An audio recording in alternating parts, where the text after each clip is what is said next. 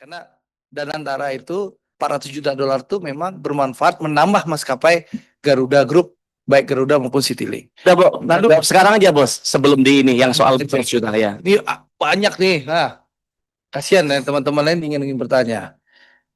Lalu nanti yang kedua sebelah kiri. Kalau di Jogja ada Ngarso dalam, di Komisi 6 ada Ngarso luar. Mbah Bardi dipersilahkan. Siap, terima kasih. Assalamualaikum warahmatullahi wabarakatuh. Yang saya hormati pimpinan dan segenap anggota DPR RI Komisi 6, Pak Dirut dari Pak Dirut Garuda, Pak Dirut Integrasi Aviasi Solusi, dan Pak Dirut Angkasa Pura. Yang pertama yang saya ingin dalami adalah dari khususnya Angkasa Pura dulu lah, atau gabung-gabung nanti campur-campur ya, nggak banyak saya. Dan saya tidak terlalu panjang seperti Pak Mukti, karena sudah tua sedikit saja dulu. Nah, tadi dipaparkan bahwa ada satu revitalisasi yang sangat berarti, di mana dulu ada Angkasa Pura 1, 2, 3. Sekarang terbagi pada satu regional, ada 6 regional kalau tidak salah ya. 6 regional ya Pak ya. 6 regional, tapi berarti hanya satu Dirut Angkasa Pura, nggak ada 2, nggak ada 3 kan. Oke. Nah ini saya melihat positif, apresiasi. Akhirnya adanya satu efisiensi, adanya tidak banyak jabatan dan sebagainya. Nah yang pertama yang saya katakan khususnya regionalisasi, terus jabatan pimpinan regional itu direksi atau manajer atau GM. Apa Pak? Langsung saja. Kita bagi 6 region Pak. Di satu region itu jabatannya CEO region, dan di bawah CEO region ada GM lagi Pak, per bandara Pak. Jadi kita ada 6 CEO region. Ya, bukan Pak, fungsionalnya Pak CEO. Baik. Nah artinya di situ adalah satu efisiensi yang cukup besar. Dari 3 hanya 1. Nah kemudian soal bandara juga, saya dari Jogja Pak. Jogja ada 2 bandara. Yang pertama ada di Adi Sucipto, itu merupakan pemilikan Auri. Ya. Nah, kemudian di YA yang baru. Ini masyarakat yang sebenarnya senang di Adi Sucipto. Senang di Adi Sucipto. Karena apa? Jaraknya pendek. Jarak jangkauannya itu tidak terlalu jauh, tidak lama. Kemudian juga di Kulon Progo, ya jaraknya jauh, macet. Memang lebih bagus, lebih komplit. Tapi animo masyarakat itu terhalang oleh maskapai yang diberikan izin atau yang beranimo di situ. Yang nggak tahu nanti coba dijelaskan oleh dari Pak Dirut bahwa dulu hanya satu, Citylink miliknya Garuda ya. Anak perusahaannya Garuda, Citylink. Kadang-kadang nggak berangkat, kadang-kadang 1, kadang-kadang 2, tergantung penumpang. Jadi kayak omprengan. Ya. Tapi sekarang ada 2, Pledjaya dan Citylink. Ini lebih bagus. Artinya Citylink ada pesaing. Dengan dari Citylink ada pesaing Pledjaya juga kebetulan pemilihan ada anak lokal Jogja ya. Jadi dia disiplin, artinya waktunya nggak pernah satu penerbangan karena ada penumpang nggak terbang, tidak pernah. Tapi dia lakukan. Nah, itu mulai rame Pak, mulai rame. Nah, yang saya tanyakan yang di Adi Sucipto itu dengan fasilitas yang besar itu, apakah nggak rugi? Apa nggak rugi?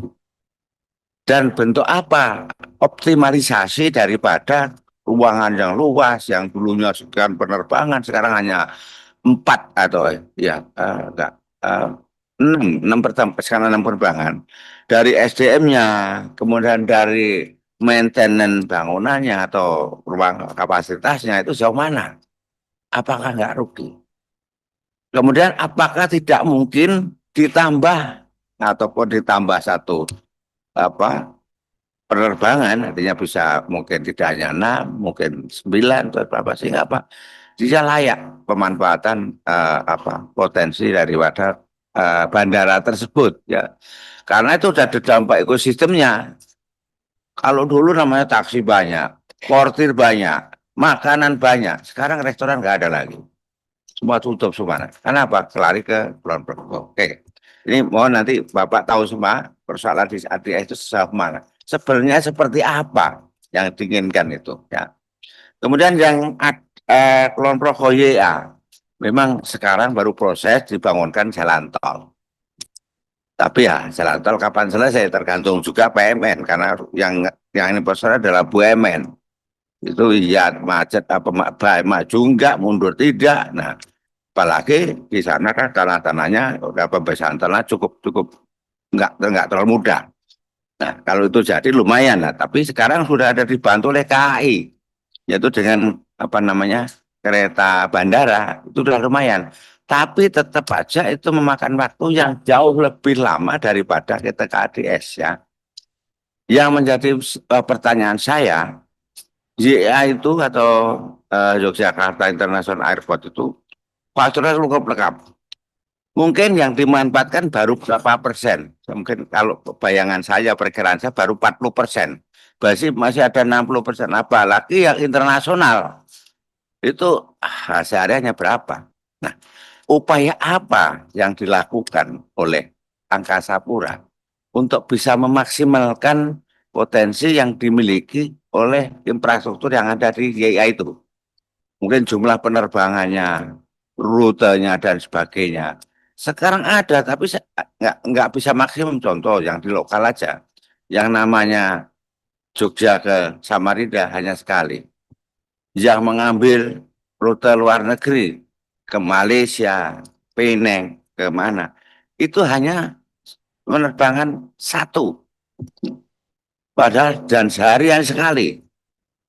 Padahal sebenarnya itu bisa memberikan satu dampak yang positif terhadap tidak hanya bandara saja, tapi ekosistem di sekelilingnya. Hotel-hotel yang di bandara itu cukup banyak itu.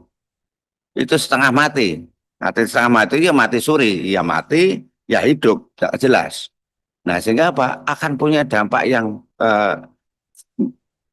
negatif ketika tidak ada upaya ekosistem atau komunikasi dengan apa namanya sekitarnya ataupun unit-unit lain di apakah Pemdanya, apakah hotelnya dan sebagainya.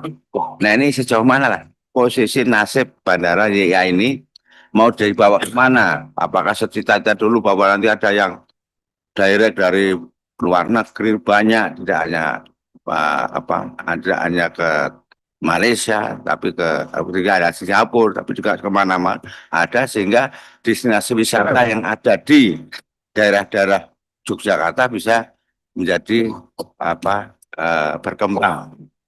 Kemudian juga kembali ke soal ini destinasi wisata yang ada. Seperti yang disampaikan bahwa Garuda dulu punya ini kembali ke Garuda. Kalau ini udah ya, Garuda.